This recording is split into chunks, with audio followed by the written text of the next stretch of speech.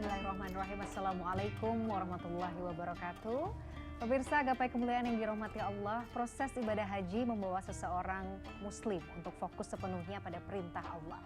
Melalui aktivitas-aktivitas seperti tawaf, wukuf di Arafah, dan berdoa di Masjidil Haram, para jemaah haji diharapkan dapat merasa dekat dengan Sang Pencipta dan menyadari keagungannya.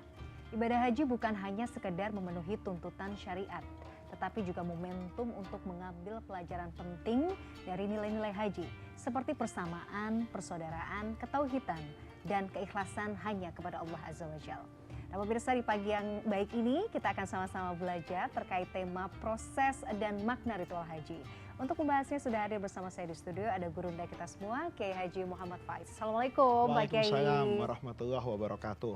Apa kabar Pak Kiai, sehat? Alhamdulillah baik. Masih sehat. sibuk loh ya. Masih sibuk Masih tapi sibuk. selalu bisa hadir ke gapai Masya kemuliaan. Allah. Terima kasih. Mudah-mudahan senantiasa bisa memberikan ilmu kepada kami semua Pak Kiai. Amin. Nah, bagi Anda pemirsa yang juga memiliki pertanyaan, Anda bisa mengirimkan pertanyaan Anda baik berupa pesan teks maupun dalam bentuk video melalui nomor WhatsApp yang tertera di layar kaca. Baik, bahasan kita Pak Kiai terkait proses dan ritual ibadah haji. Ini sudah masuk bulan haji, memang kita juga sudah melihat banyak juga jemaah haji dari Indonesia yang sudah berangkat dan tiba di Tanah Suci. Bagi kami nih, saya juga terutama ya, yang setiap muslim pasti merindukan untuk melaksanakan ibadah haji di Tanah Haram. Apa yang perlu kita persiapkan ya Pak Kiai terkait mungkin secara fikih, secara syariat, yang wajib apa, yang sunnah apa, dan sebenarnya bagaimana dinamika dalam pelaksanaan ibadah haji? Tafadhol. Yang pertama, memang semua orang yang mau berangkat haji tentu punya kewajiban nih untuk mempelajari manasik haji. Iya. Jadi kan kita belajar, Mila, ilmu itu terbagi menjadi dua. Ada ilmu yang fardu ain, kewajiban itu kepada setiap orang, dan ada yang menjadi fardu kifayah, hanya dibebankan kepada kelompok saja. Kalau sudah ada yang terwakili, maka kelompok itu tidak perlu semuanya mempelajari ilmu tersebut. Maka ketika ada orang mau berangkat haji, kewajiban belajar fikih haji itu menjadi fardu ain, karena dia nanti akan melaksanakan ibadah haji, tentu dia membutuhkan yang namanya fikih haji. Itu yang pertama. Yang kedua, orang yang mau berangkat haji sekarang itu harus memiliki kesadaran bahwa ini satu-satunya ibadah di mana kondisi kehidupannya, kondisi tempat di mana dia menjalankan ibadah itu sudah berbeda jauh dengan masa Rasulullah Shallallahu Alaihi Wasallam. Oleh karena itu nanti kita akan melihat haji ini dari dua sisi. Sisi yang pertama adalah haji yang ideal, yang afdol, yang sempurna. Yang kedua adalah haji yang tetap taat fikih tapi ramah kemanusiaan. Karena boleh jadi ada sesuatu yang dahulu itu afdol untuk kita kerjakan, tetapi kalau dikerjakan sekarang bisa jadi membahayakan jiwa, bisa jadi tidak ramah lingkungan, bisa jadi juga mendatangkan bahaya kepada komunitas yang sedang menjalankan ibadah haji tersebut. Maka di sini perlu keseimbangan antara haji secara norma, tuntunan di masa lalu, kemudian penguasaan dan pemahaman terhadap kondisi baik kota Mekah, Arafah, Musdalifah, Mina, yang boleh jadi berbeda kondisinya dengan di masa Rasulullah. Oke. Nah, kalau kemudian kita melihat ya Pak Kiai, sebenarnya kan syarat juga haji kan banyak ya, rukunnya juga banyak, ada ihram, kemudian ada wukuf. Kita bedah satu persatu Pak Kiai. Mudah-mudahan di waktu yang terbatas ini sarinya kita bisa tangkap gitu. Kita mulai dari mungkin ihram dulu nih. Apa sebenarnya sejatinya hakikat atau hikmah di balik pelaksanaan ihram itu? Ikhram itu mengajarkan bahwa semua yang ingin bertemu dengan Allah, dalam tanda kutip nih, kan Ka'bah itu menjadi Baitullah, simbol di mana semua hamba yang taat itu pasti seperti Mila katakan merindukan untuk datang ke Baitullah. Dia dijadikan oleh Allah sebagai rukun Islam terakhir penutup, seolah-olah saat Anda sudah menjalankan ritual ini, maka sempurnalah Anda sebagai seorang muslim.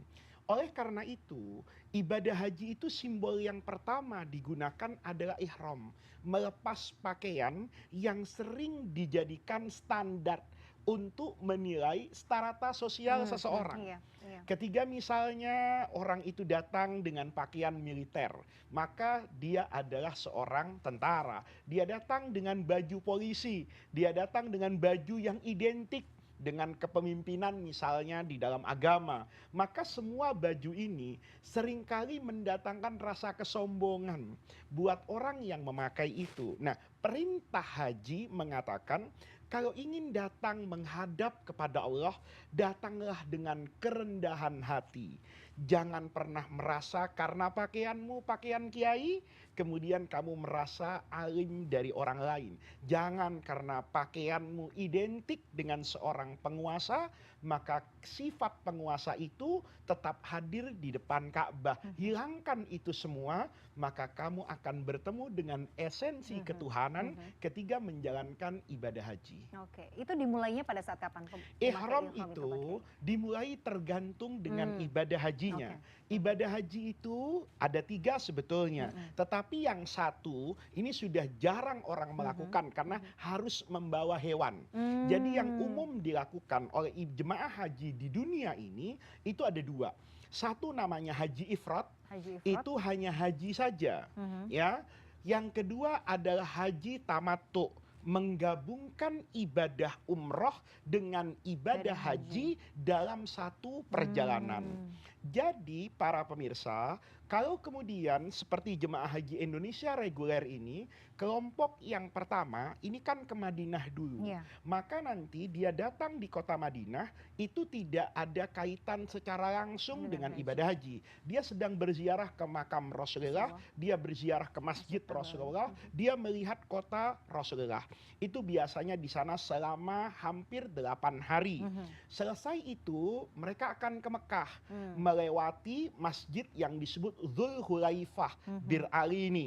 Ini adalah mikot orang yang ingin masuk ke Mekah dari arah kota Madinah.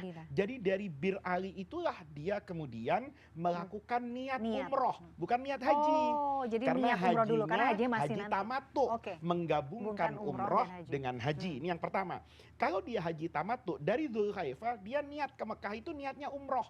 Sampai di Mekah dia kemudian ke Masjidil Haram, tawaf, kemudian sa'i, kemudian bertahalul, mencukur rambut, dan dia lepaskan ihramnya.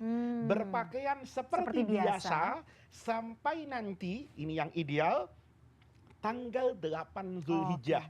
Dia berangkat ke Mina, bermalam di Mina, kemudian esok paginya tanggal 9 Zulhijjah dia masuk ke Padang Arafah. Tetapi ini tidak bisa dilakukan sekarang.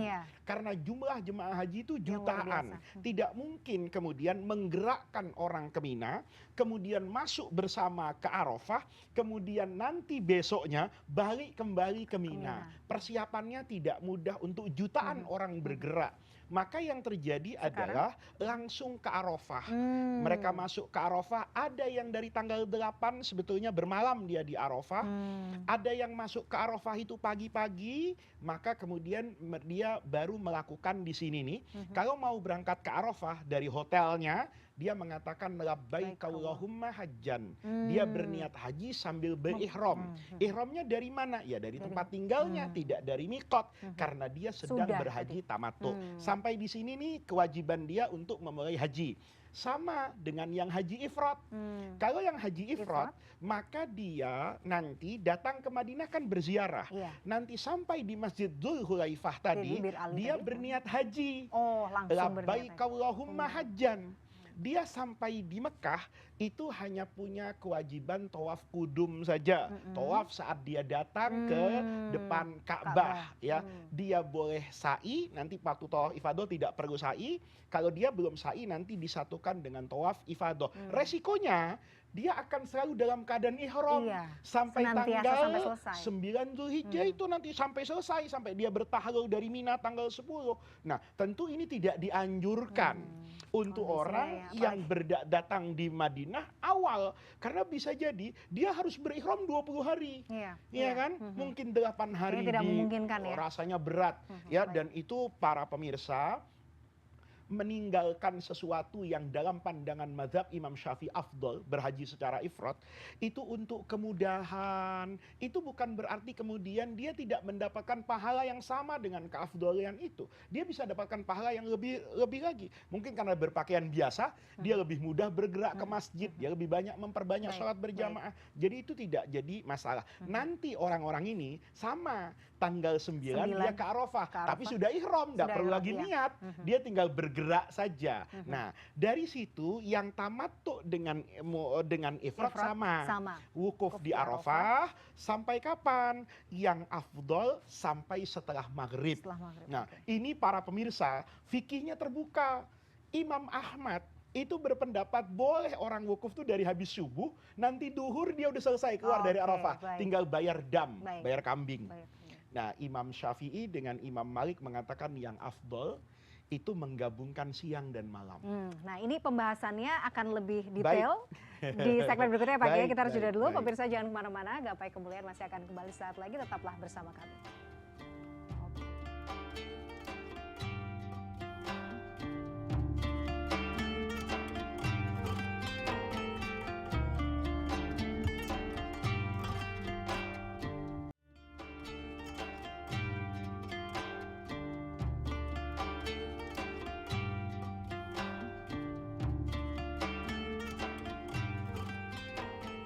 Pemirsa, terima kasih Anda masih menyaksikan Gapai Kemuliaan dalam episode proses dan makna ritual haji. Pak Kiai, kita lanjutkan. Ini bagian dari ini sih pembelajaran saya juga ya. Ini untuk siapa tahu ya Allah mudahkan ya Pak Kiai ya. Mudah-mudahan didoain sama Pak Kiai ya. Kita semua yang belum berkesempatan insya Allah mudahkan berangkat haji ke tanah suci. Pak Kiai, jadi kan setelah tadi kemudian sampai di Arafah.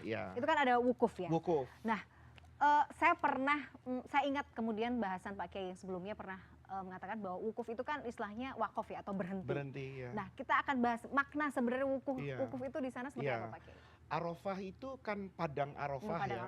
Di situ ada gunung namanya Gunung Rahmah, disebut Jabal Rahmah, tidak terlalu tinggi, tidak sampai 100 meter rasanya. Arafah itu sendiri dinamakan Arafah itu banyak versinya. Ada yang mengatakan Arafah itu malaikat Jibril pernah membawa Nabi Ibrahim, menunjukkan tempat-tempat manasik tuh, berputar-putar di situ. Setelah sampai di Arafah, kata Jibril, sudah paham Nabi Ibrahim, sudah Araftu. Nah, digambarkan nama Arafah artinya tahu, pengetahuan. Ada yang mengatakan itu juga perkenalan dan perkumpulan. Disitulah dulu bapak kita Nabi Adam setelah turun dari surga bertemu dengan ibunda Hawa. Ada yang mengatakan juga karena di situ berkumpul sekian banyak orang, mereka melakukan ta'aruf, saling mengenal. Warna kulit yang berbeda, budaya dan tradisi itu menyatu dalam satu panggilan labbaik Allahumma labbaik. Itu asal kata Arafah. Ini menjadi rukun haji yang tidak bisa ditinggalkan dan tidak bisa diwakilkan. Jadi orang yang sakit sekalipun itu diwukufkan dengan ambulan dalam keadaan tidur karena tidak ada ritual apapun. Yang penting dia ada di sana. Berdiam, ya? Nah, berdiamnya itu berbeda-beda. Ada ulama kayak Imam Ahmad membolehkan misalnya pagi sampai sebelum duhur. Ada yang lebih utama itu dari duhur sampai nanti maghrib tenggelamnya matahari. Dia tidak sholat, kemudian cepat bergerak ke Musdalifah untuk sholat jamak takhir antara maghrib dengan isya. Ada yang mengatakan boleh datang ke Arafah itu setelah maghrib, dia terbuka waktunya sampai menjelang fajar, nanti dia bergerak ke Musdalifah. Ini adalah rukun haji. Setelah dari Arafah, dia ke Musdalifah. Musdalifah itu artinya gerakan sesuatu gelombang besar. Karena kan ini bergelombang dari Arafah pada saat waktu sampai di Musdalifah dan bersama lagi nih Mila ke Mina. Itu dari Isdalafa Yasdalifu itu gerakan dorongan kayak air bah yang satu.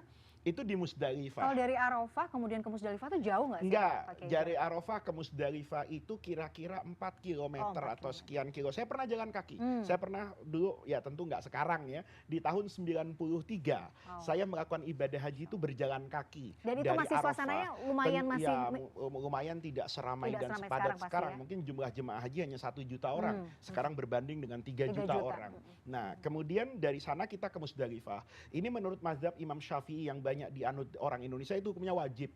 Kalau tidak mabit maka Mazhab Syafi'i mengatakan wajib bayar kambing. Tapi Imam Syafi'i sendiri berpendapat itu hukumnya sunnah. Imam Malik itu mengatakan harus turun sekedar orang itu nurunkan kakinya. Kemudian sholat jamak. Imam Abu Hanifah mengatakan itu hukumnya sunnah. Ya, asal lewat saja. Nah, para pemirsa, ini saya sampaikan supaya nanti para pemirsa memahami bahwa ketiga pilihan itu ada dan itu disampaikan oleh imam yang empat, Imam Abu Hanifah, Imam Malik, Imam Syafi'i dan Imam Ahmad. Guru saya selalu berpesan, ikuti salah satu dari pendapat mereka yang memudahkan kita berhaji dan menjamin keselamatan. Jadi jangan karena memaksakan diri untuk berhenti mabit di Musdalifah, kemudian mengorbankan kemanusiaannya. Nah, setelah dari Musdalifah, ini tentu disunnahkan sampai menjelang subuh kan. Itu berdoa di tempat yang namanya Al-Masy'aril Haram. Itu saya lakukan dulu ketika jalan kaki. Kalau udah ikut rombongan nggak bisa gitu. Di Masy'aril Haram itulah kemudian kita berdoa, jalan kaki lagi itu. Lumayan, mungkin ada 6 kilo atau berapa, itu menuju Mina. Sampai di Mina di pagi hari, ya matahari biasanya sudah terlihat kalau jalan kaki, maka kita melontar jumroh yang satu saja. Ini jumrohnya 3. 3 kan? Okay. Yang pertama kita temui dari arah Musdalifah, itu adalah jumroh yang namanya sughra, yang kecil. Ini nggak dilempar. Kemudian yang wusto, yang tengah, nggak dilempar. Yang paling ujung namanya jumroh Aqobah atau jumroh Al-Kubro. Ini yang kita lempar nih. Setelah kita melempar jumroh itu 7 kali itu, maka kita boleh bercukur tuh tahallul. Boleh melepas kain ihramnya, itu namanya tahallul sughra. Sampai kita nanti tawaf ifadah yang tidak dibolehkan cuma satu, berkumpul bersetubuh suami dengan istri. Di luar itu semua yang dilarang ketiga ihram, nyukur, potong kuku, pakai wangian, itu sekarang sudah menjadi halal. Ya, kita berpakaian biasanya, kemudian istirahat di Mina. Itu namanya mabit. Kata Imam Syafi'i hukumnya adalah wajib. Kalau ditinggalkan harus membayarkan kambing. Kata Imam Abu Hanifah hukumnya sunnah. Ditinggalkan pun tidak ada. Para pemirsa, nanti kita lihat nih. Saya mabit enggak Pak Faiz? Ya tergantung. Mina itu kan tidak lebar. Sementara jemaah hajinya setiap tahun bertambah. Kemudian pemerintah Saudi juga sekarang memperbanyak infrastruktur air, ya, MCK dan sebagainya. Sehingga space Mina itu pernah dihitung sama pemerintah Indonesia. Kalau semua orang harus ada di Mina malam hari itu, maka setiap orang cuma dapat setengah meter. Berdiri pun sulit Mila, gitu loh. Apalagi orang yang besar kayak saya, gimana kalau dikasih ukuran setengah meter? Nah, yang seperti itu maka kita lihat pada kemampuannya. Jadi nanti kalau ada kebijakan misalnya beberapa jamaah haji tidak lagi mabit di Mina, itu dengan pertimbangan kemanusiaan mengikuti pandangannya Imam Abu Hanifah. Karena Imam Abu Hanifah itu memandang mabit di Mina itu sunnah, bukan ibadah semata-mata. Kata Imam Abu Hanifah, Nabi dulu di Mina itu bukan beribadah bagi ibadah, tapi kan nunggu ngelontar jumroh untuk efisiensi waktu. Ya kalau nunggu tuh boleh di mana aja, yang penting jumrohnya dilempar. Buktinya kata Imam Abu Hanifah, kewajiban saya tinggal di Mina itu seiring dengan selesainya tugas saya melontar jumroh. Itu yang dalam pandangan Imam Abu Hanifah menjadikan mabit di Mina itu sunnah. Sementara Imam Syafi'i sudut pandangnya dengan imam-imam yang lain, ini adalah wajib. Karena dulu Rasulullah tidak tinggalkan itu, sehingga itu harus dikerjakan, tidak harus bayar dam. Nah sekarang tergantung kemampuannya, kan begitu kan? Nah ketika orang itu mampu dan punya kemah yang baik di Mina, ini jamaah ONA Plus, ya seharusnya dia bertahan di Mina. Tapi yang sudah sepuh, yang jauh sekali kemahnya dari jumroh, kalau memang diatur oleh pemerintah Arab Saudi dan pemerintah Indonesia untuk menjadikan mabit di Mina hukumnya sunnah, ikuti. Karena bukan bagian dari agama, kata guru saya, mengerjakan sesuatu yang mustahab atau memaksakan sesuatu yang masih diperselisihkan hukumnya oleh ulama, tapi dengan mengorbankan aspek kesehatan dan keselamatan kemanusiaan ini. Nah itu yang kemudian dikerjakan. Nah nanti selesai melontar jumroh, tidur di Mina kan mabit. Itu tanggal 10. Sampai besok. Nah besok ini melontar jumroh sekali lagi. Dimulai habis duhur sampai malam. Nah tanggal 12, kalau Anda sudah tidak tahan di Mina, lontar jumroh, batasannya sebelum maghrib sudah meninggalkan Mina. Nah, kalau maghrib masih di Mina, kena kewajiban bermalam sekali lagi, melontar satu lagi besok. Pak Kiai, menarik Ya, sekali, nanti kita bahas ya baik. soal lempar jumroh ini. Kita harus jeda dulu, pemirsa jangan kemana-mana, Gapai Kemuliaan masih akan kembali saat lagi, tetaplah bersama kami.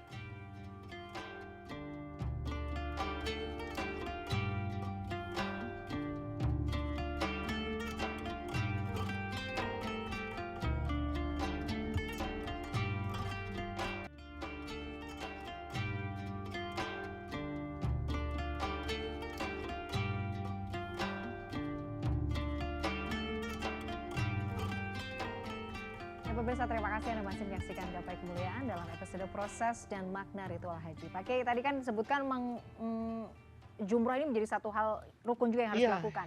Sebenarnya esensi kita melempar jumroh itu Dia apa boleh sih? diwakilkan. Boleh tapi. diwakilkan ya? Diwakilkan buat orang yang tidak mampu. Nggak mampu. Diwakilkan untuk melontar jumrohnya. Gitu. Esensinya ya mengingat dulu Nabi Ibrahim digoda kan.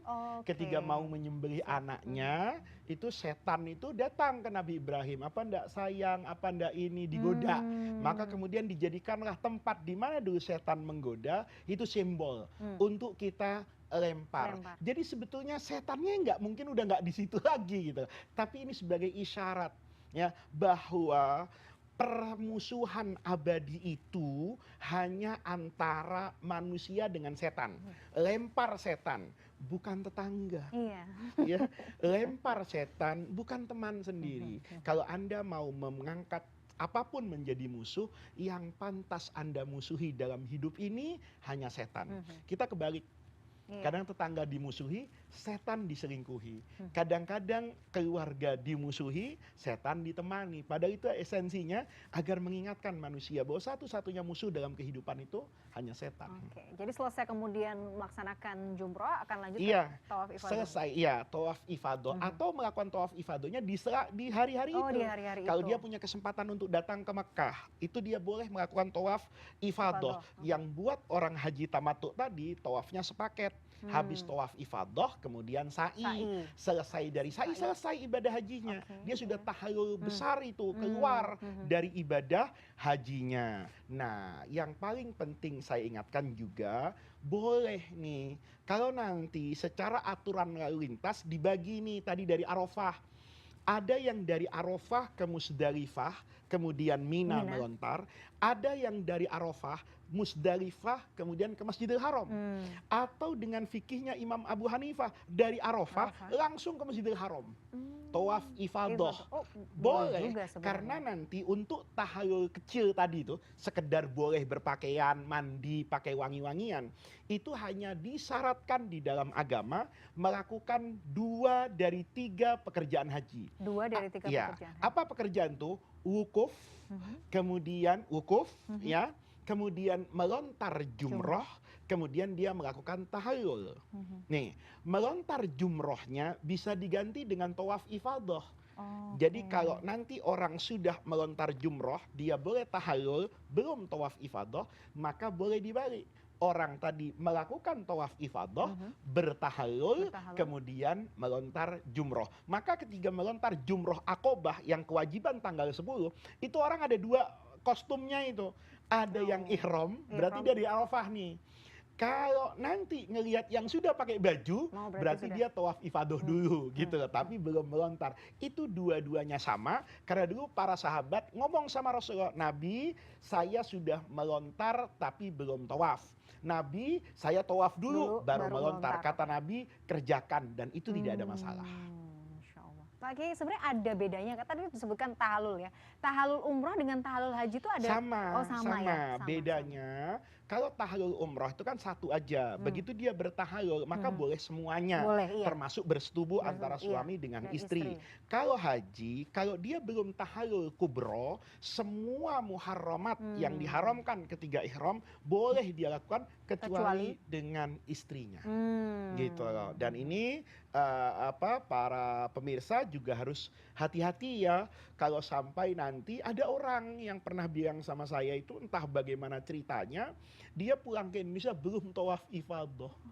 maka dia tidak Ada cerita boleh. seperti itu Pak Kiai? Ada, karena ketidaktahuan. Ya, dia pikir ya udah selesai dari Mina, Sudah dia selesai. sudah selesai.